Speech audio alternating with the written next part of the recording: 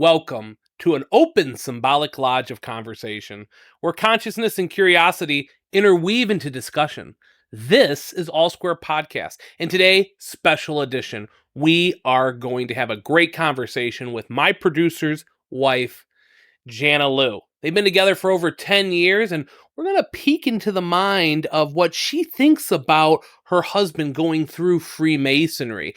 Like I said, Mike's only been a Mason for about a year now, and we want to hear her take of what she's experienced, as well get to know them a little more. Jana, I really appreciate you being on the show today. Hey, well, thanks for having me. It's a little impromptu visit, and I'm excited for it. 2 episodes, one night. I can't believe Mike drugged me into this again. You're just an all-star. There you go. So everybody wants to know, how did you and Mike meet? We actually met online on a dating app. Which one? OkCupid. Okay. So we met online and had some conversations and went on a few dates, and it just kind of history from there. Nice. So, yeah. Dating sites are the way of the future. I myself am on them. Now I got to say, OkCupid is the one I need to check out next. Thank you. You're welcome. I don't even know if it's still around, but I will be looking for it. I guarantee you that. Jana, first off, thank you. I mean, you let Mike and I come with this crazy idea of starting a podcast. I mean, he probably talked to you about it. What's your initial thoughts about what our vision was for this show? Well, I think to start out, Mike joined Freemasonry and the intent behind it. If you haven't watched previous podcasts, definitely plug to go watch those other ones. He kind of explains his story. But this podcast, in my mind, it just allows him to touch base and connect with the other brothers out there in a way that's him. That's secluded for him. So he had problems in the past, like just kind of connecting with other people. And this is his way to kind of step in to, I think, what brotherhood in my mind is all about. So did you have, before meeting me, before Mike got involved in the fraternity, did you have any Masonic lineage in your family or any experience of Freemasonry? I think when Mike started to question and query about Freemasonry, he talked to a couple of my family members, like my dad or some other people that have been around that are for his advice. Like he goes to them for some advice. And so I don't really have too much of a background. I think that I was told during his conversations that I do have some family members, but I didn't dive into like if they were actual Freemasons or what lodges or, because I know there's a lot of different fraternities around here that are not necessarily Freemasonry. So yeah, there's a lot of like Knights of Columbus. You probably heard of the Elks, the Moose, the Eagles. Mm-hmm. What was your initial thought when he said, "Hey, I'm gonna partake in this journey"? Well, first I knew about it through Chase's wife is one of my best friends. So that's one of like the introductions that I think Mike had was through Chase and Adam. And then so obviously Chase's wife is my friend. We sit there and I knew kind of like somewhat of what process she went through for Chase. And so other than that, I didn't really know too much, but at the end of the day, I've always just supported him in what his bottom line goal is. And I kind of always, with him, a lot of times I just go out on faith and just trust that he is doing the right thing for him and us ultimately. It's been a blessing. In the Masonic fraternity, we have a motto that has been around for a long time that says, "We make good men and make them better." Mm-hmm. Right? What does that mean when we say that? There's a lot of masculinity and mentorship in this fraternity that help build up that brotherhood that a lot of that since time immemorial has been needed, and some guidance too into this fraternity. It's established on philosophical teachings, a lot of influence of theology, but it's not a religion. Was Mike always into a lot of the spirituality? Yeah, so actually, our first time meeting, one of the reasons why I started to fall in love with him instantly is our conversation behind spirituality and just connections and universe and God. And we just were able to jump down to that no topic that people do in the first initial dating. And we just connected on so many different ways. And one thing that Mike and I kind of connect with is sometimes having very similar views, but take a look at it in different perspectives. So just like you're mentioning good men, one of the questions when he was explaining what Freemasonry is like the connection of good men coming together and, growing good men even beyond where they are. My question immediately was like, who defines what a good man is, is that all of Freemasonry? Is that your lodge themselves? Because anyone can stand up and say, I'm a good man or I'm a good woman, and somebody else's perspective would be different. That's very true. That's a very profound way of thinking about it. In Masonry, we're taught to circumscribe our desires and keep our passions within due bounds, Okay. with brotherly love, relief, and truth. You said Mike dealt with a lot of, he always says the word like PTSD. Agoraphobia was one of the things. Did Mhm. you experience that with him over the last 10 years, or like what he was talking about? And have you seen kind of a change in his life with that?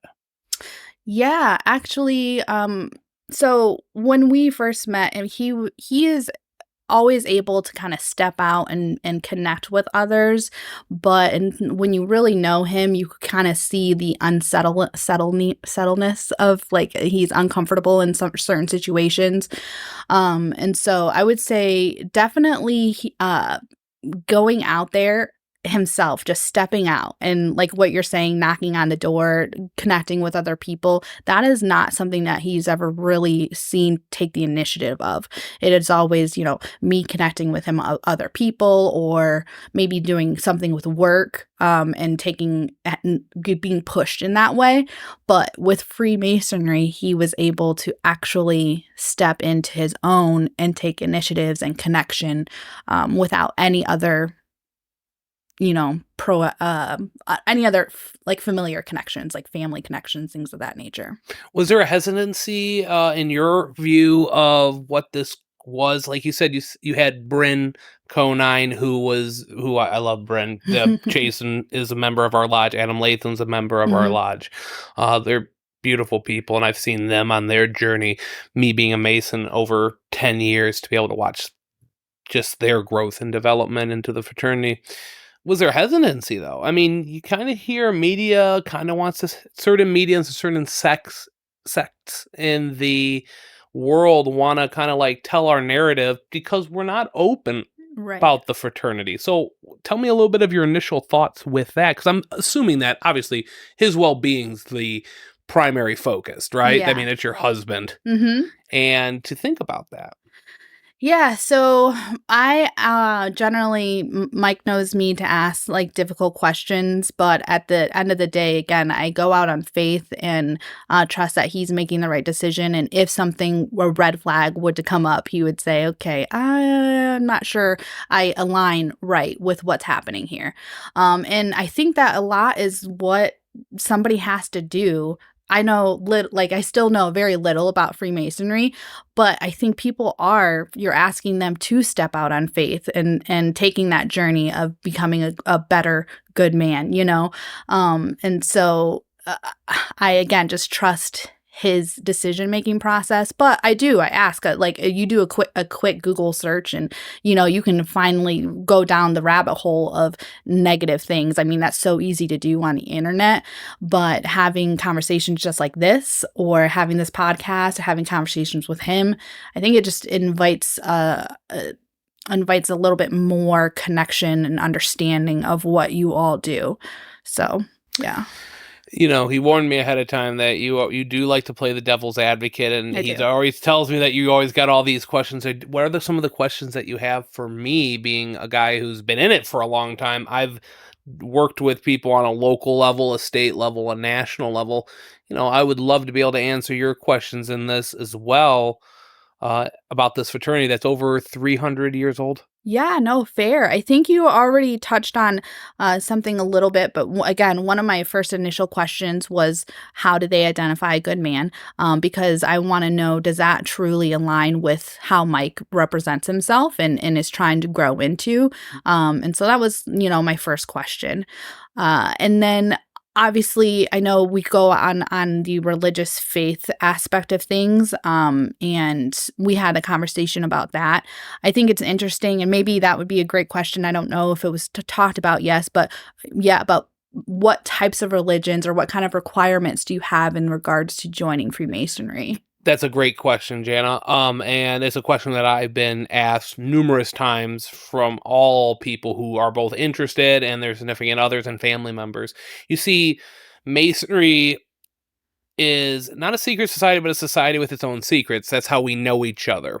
To be in this fraternity, you have to have a faith in God. Now, we don't ever discuss what religion you're a part of, right? Whether you're a Christian, a Jewish, Muslim, Buddhist, as long as you believe in a higher power. Yeah. For this reason, that if you make an obligation on whatever you deem as your holy book, the Bhagavad Gita, the Bible, the Quran, the Torah, throw me one, if you believe that you're making an obligation to be a good man in your society, good man in your country, good man in your own personal life, somebody that believes in, that we consider that obligation binding.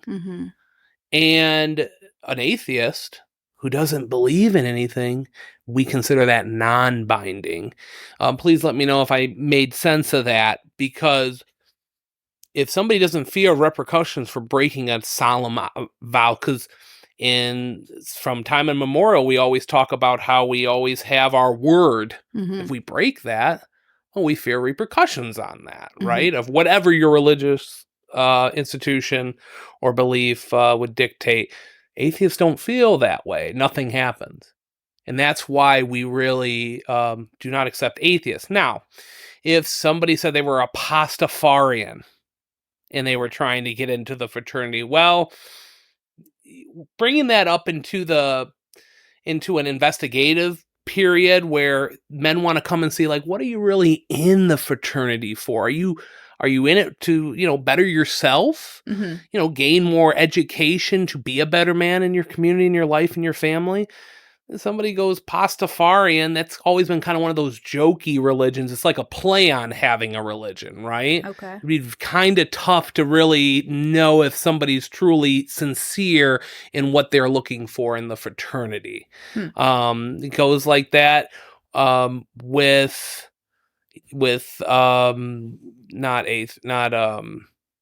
goes like that with satanic. Somebody says they have the Church of Satan as their thing. That's kind of been a mockery of religion. So as it with another organization, if you've ever heard of Thelema. Yeah, Thelema is another one of those. Now, however, there are people who are Wiccan who believe in a great spirit. Native Americans believe in a great spirit. Yeah. They qualify for that because they believe it, and there's tried and true purpose and principles behind their religion. And so how do you go about vetting those types of things? If you don't come out and ask somebody what their religion is, do you just ask the baseline, do you believe in a higher power? More times than not, people want to talk about their religion. Now, if somebody says, yes, I believe in a higher power, that's typically it. Okay. And that's all we really care about, because we want them to at least have a faith in something, right? It binds us in that fraternity and that brotherhood together. Okay. There's not deep vetting, like, are you a Christian? Are you a Catholic? Are you an Orthodox? It's not like that. Yeah. They just want to know, do you believe in a higher power? Do you believe in something after this? And that's typically where it ends. 9 times out of 10, some people are like, well, I'm a Wiccan. And then they'll have just a discussion. And Masonry's always been open when it comes to different belief systems, because we all learn from each other. As you will get to accompany different events and be a part of, there's even co-ed Masonry. It's one of the branches in Masonry where you and Mike could go into, like an Eastern Stars or some of the other ones. Masonry Oh, where was I going to go with that? Masonry is able to reflect on uh kind of align with your ideology of what a religion is and what it is to be better men in symbolism. Okay. Okay, so we have a lot of symbolism in our fraternity. Right. Why? Because sometimes a symbol, you can look at it and it conveys a way more deeper meaning than a bunch of words on paper. Yeah. And that's what it's all about. That's what I like about different religions. I was actually having this conversation recently with somebody else, is that I find and I don't, it doesn't seem like I'm as well versed as you may be in other religions. However, I do find that from what the knowledge that I do have is that there's so many different similarities in like the ethics and the morals and the guides and the compass that somebody follows, things of that nature, that have so many crossovers. So I do appreciate that, you know, when I was asking Mike about different, when that came up as far as a topic, and he's saying that you have to believe in a higher power or believe in God or something along those lines. I think we had a conversation. I do appreciate and respect the fact that you allow other religions, but you do have, you know, boundaries and a standard that you all follow. Right, because most religions, what do they want? They want you to be the best version of yourself, right? And that's going back to where I got lost for a second there, is prayer. Prayer is important in Masonry because we all might, not everybody may say the word amen. But in Masonry, we have a word that describes all that, and we all say it together in this union of brotherhood, and it's called "So Mote It Be." You'll hear it at different events that you'll partake in, when we always do a prayer and a pledge allegiance to our flag, so we want to be good citizens. So mote it be, so let it be. Okay. It's an old word from Europe, and it's been around since then. So, you know, we do this, you know, almighty architect or almighty God. Architect meaning builder, creator, you know, of creation. Yeah. And so mote it be is our version of an amen, and it brings the union together in the fraternity. Yeah. Yeah, no, that's interesting.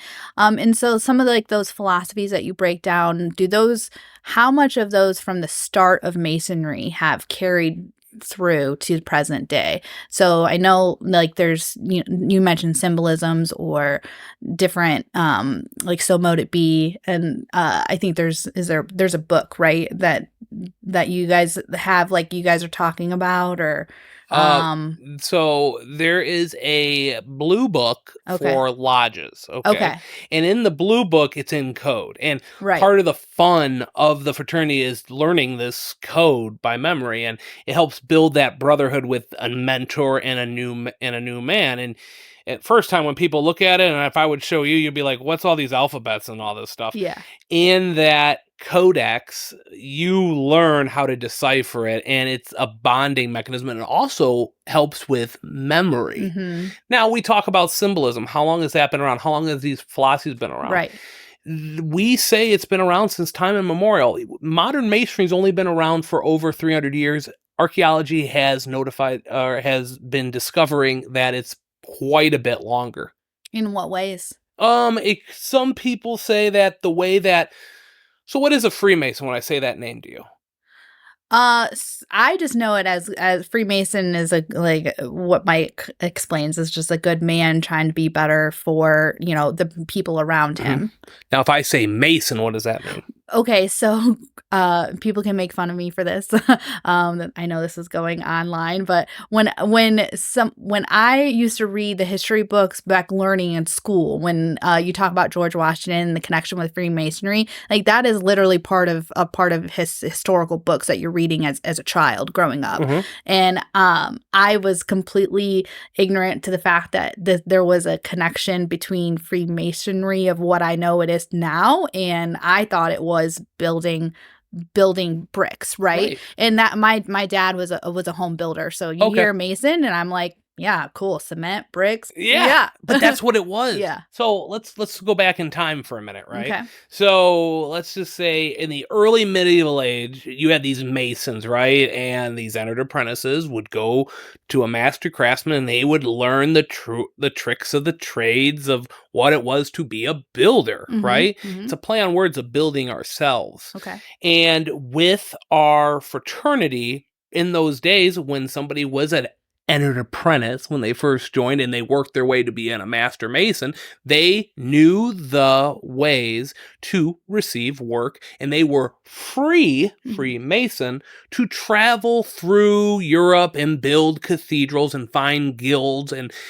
they would know each other by certain recognitions to know if they were qualified to lead a team of people to build that. And some people might build that forever and a day of a cathedral or a house or a building, right? Yeah. So these men were free to travel, find these different guilds of other men who knew the trade secrets into the fraternity. Nice. Now, let's look at that as a microcosm, okay? Let's go macro now. Aristocrats, high society, guys who were rich, philosophers, scientists, people who were pontificating on maybe the earth doesn't, maybe the sun, maybe the earth revolves around the sun and it's not the other way around. Let's talk about what God is. Well, sometimes, and this isn't anti-church, sometimes, the church was burning people at the stake for thinking those crazy thoughts that we now know are true. Or maybe the earth is round and, maybe we're just on a microcosm of a planet in a vast, infinite, beautiful universe that we can't even comprehend. Yeah. Maybe we can't even comprehend what God is. And these guys needed to have a safe space, a think tank to be able to talk to and dwell together.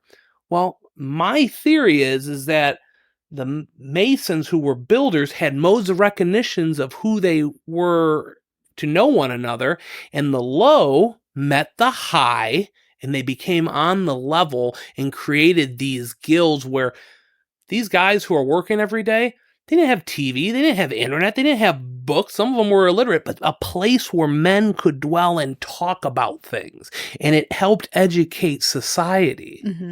That's just my 2 cents of how I believe this fraternity eventually formed, because education is so important. Agreed. Sometimes we get so enwrapped in, the day-to-day and, but with internet now, with everything in technology, we are soaking in all this knowledge and learning. And back in those days, the hot thing was math, mathematics, astrology became astrology, alchemy became chemistry, and people were able to talk about this stuff in a sacred space, and that's how that brotherhood, I truly believe, began. Yeah, and I think that's amazing thing that you invite all of that in. What would you say a present day conversation would be? What, back in the day, you didn't have, like you mentioned, internet. People lived farther away from each other, or towns coming together, right? You had smaller towns, and you had to have other people that you mentioned traveling, coming in and sharing knowledge with each other. When you come together, let's talk about maybe what is it that you all value now to make sure you're sharing knowledge? Is it family growth? I know you mentioned different lodges have different focus groups. And so is there a standard there? Do you have some kind of written rule of conversations, or? I would say it's like this. Each lodge is different, because how boring would it be if every lodge was the exact same? There's 4 key principles in our fraternity, which is, I said this before, is ritual, education, fellowship, and charity.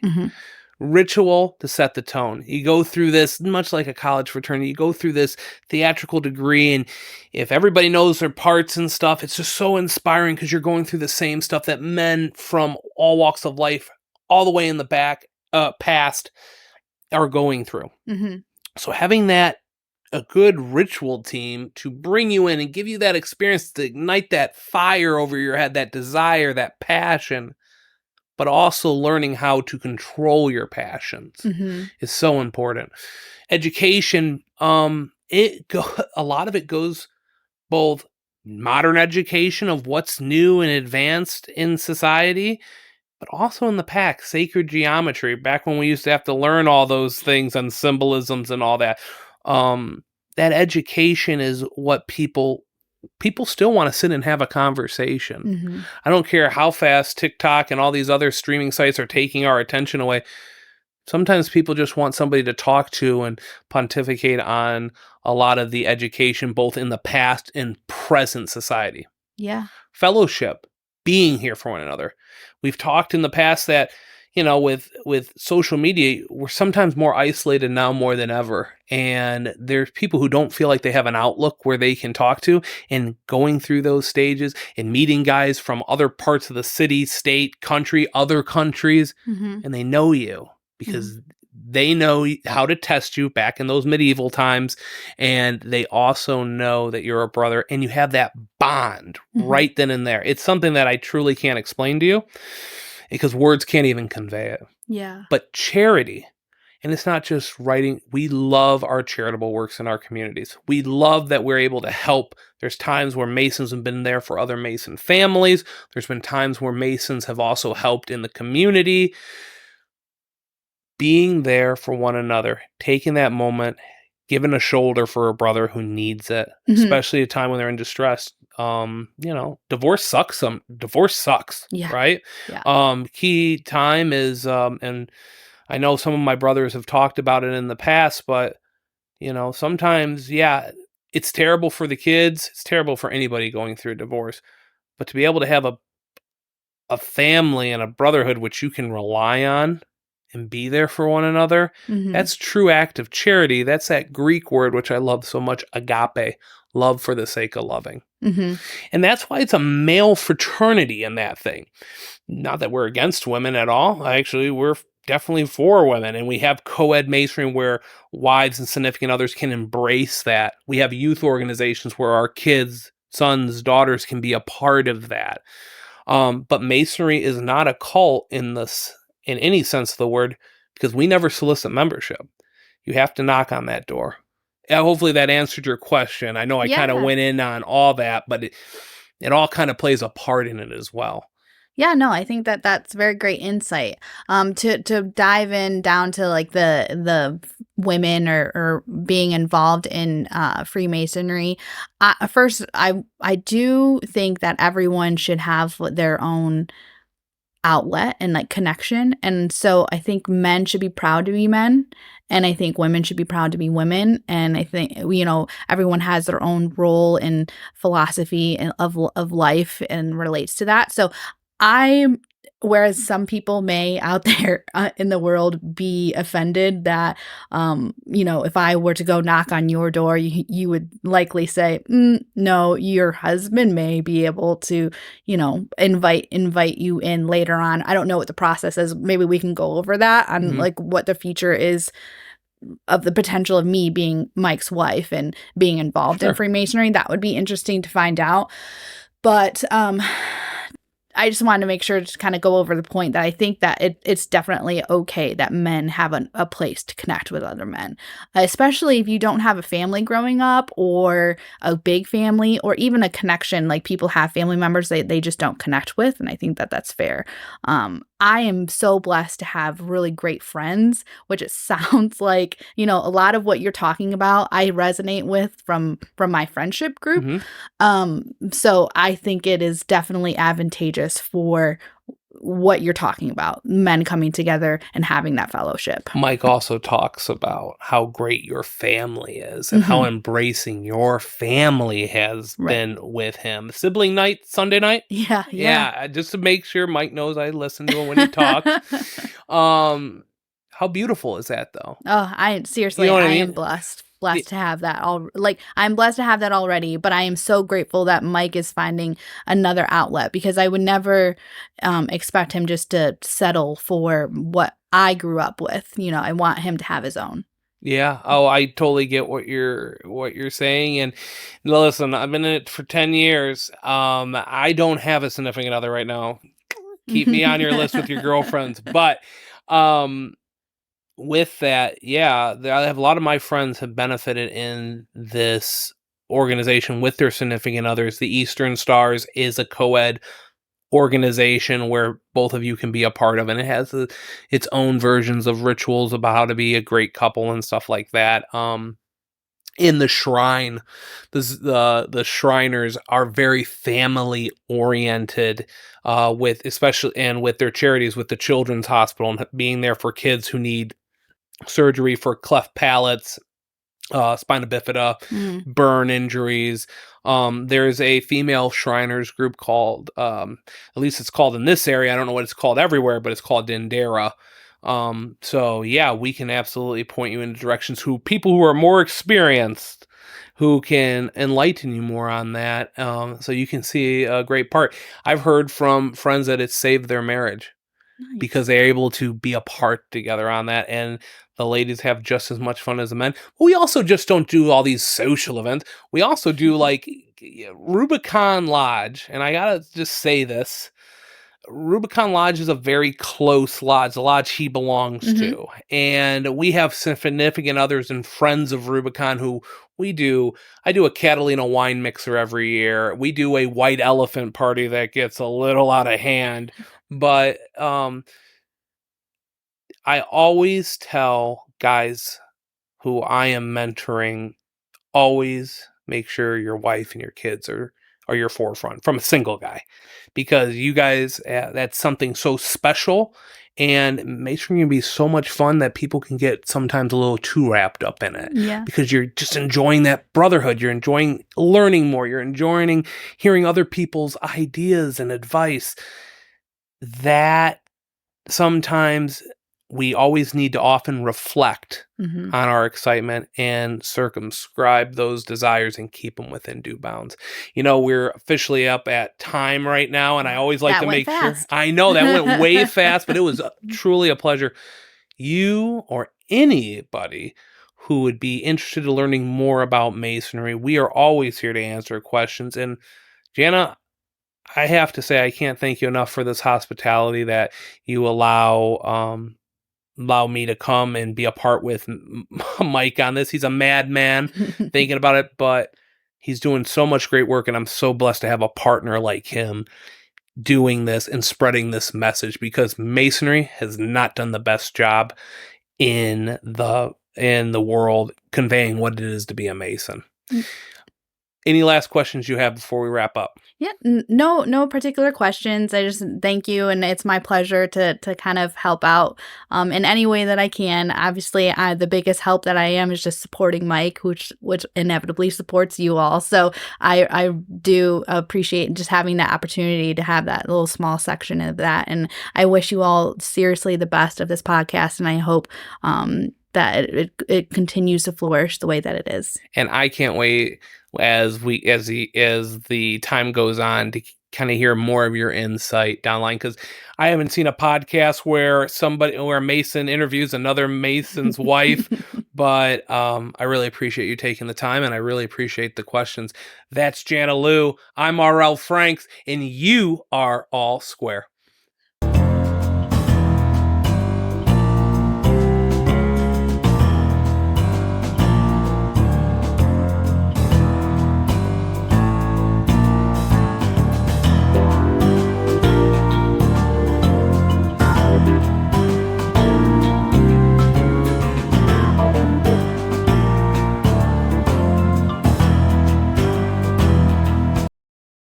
Hey, R.L. Franks here. Thanks again for watching today's episode. Don't forget to like and subscribe. Also, if you believe someone can benefit from the message that we provided on today's podcast, send it over to them. You may inspire them.